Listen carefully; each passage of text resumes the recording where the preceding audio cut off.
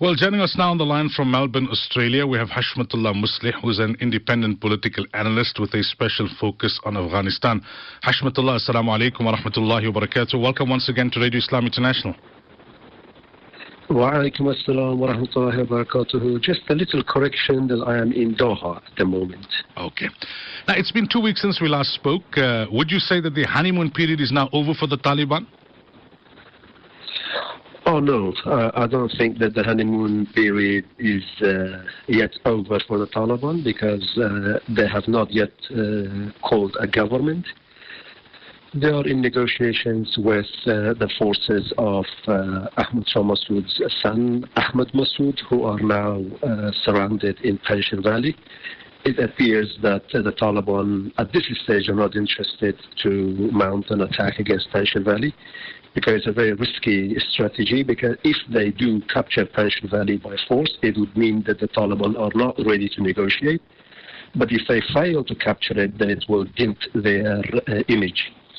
So it's a precarious situation for the Taliban when it comes to Panjshir Valley, but then the more potent threat to the Taliban at the moment is the incident that happened in the airport where there was an attack on the Americans claimed by ISIS or the Islamic State, which killed some 12 American soldiers and injured 15. And almost 70 civilians were killed and more than 100 were injured. However, some Afghan doctors have said that most of the people who were injured were shot by gunshots from above, indicating that in the panic that followed up the bombing against the American soldiers apparently fired on the civilians. So that needs to be investigated exactly as to what happened. But all the indications on Afghanistan social media and the people on the ground is that it was most of the casualties were caused by gunshots, that the bullets came from above, not from below. So, yes, the Islamic State in Afghanistan sees the Taliban as another phase or another project of the Americans trying to install a government that is both Islamic and nationalist at the same time. As you know, what we know as the Islamic State or Khilafah, they do not accept national boundaries, they do not accept nation state as such. So we have to wait and see how that's going to play out.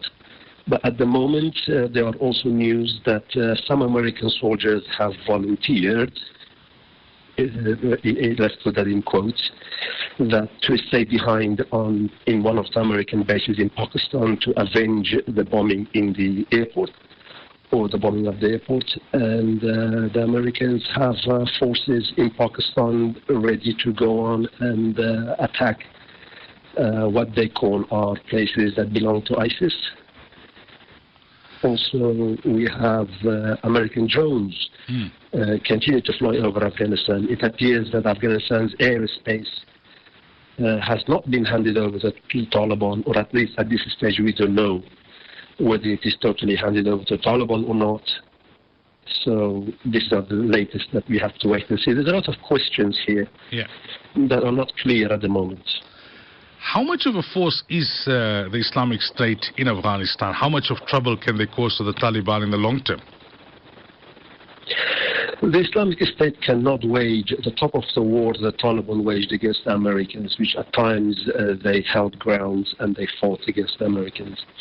That was the Taliban. The Islamic State in Afghanistan is not that strong. However, it has made it gained a lot of support, very interestingly within the Kabul University students, which was more an academic and political discussion or arguments. That, as you know, throughout the Muslim world, the idea of Khilafah is a very strong idea. When it comes to argumentation, it is very difficult to fight against it or argue against it. But then all hinges on the practice in the field. Are they going to carry out bombings in civilian areas where the casualty of the civilians will be higher than the target that they claim to attack? Are they going to kill anyone who does not agree with their views? All that remains to be seen. and that will affect how ISIS will grow in Afghanistan. As we know that in many battlefields, their tactics and their method of being very non-compromising, let's put it this way, has not won them much support in the Muslim world, and that remains to be seen in Afghanistan. Now, in terms of the Taliban forming a cabinet, what do we know? What kind of negotiations is happening behind the scenes? Has there been any indication as to the direction in which this is going? Well, the Taliban have chosen to be an enigma when it comes to some of these issues, especially in the formation of the future government. There are some reports that they are indicating that there should be a council of 12 members for the short time, and there were rumors that Karzai would be the head of the interim government, with Abdullah as one of the vice presidents or vice heads, as a deputy to the head of the interim government. But these are all rumors at this stage. I cannot confirm it through the sources I have, and no credible news organization that I know has actually said that this is exactly the Taliban's plan. But I think the Taliban were not ready to take over Kabul. In fact, some of the commanders did say that, some of the leaders did say that they were very much surprised the way the government capitulated. So they were actually hoping that they would find their way into the government slowly and probably through some type of negotiations and a surrender, an orderly surrender. But everything happened so fast that they were also taken by surprise. Yeah. Hashmatullah, shukran so much for your time as always. We really appreciate the time and the analysis. Thank you so much.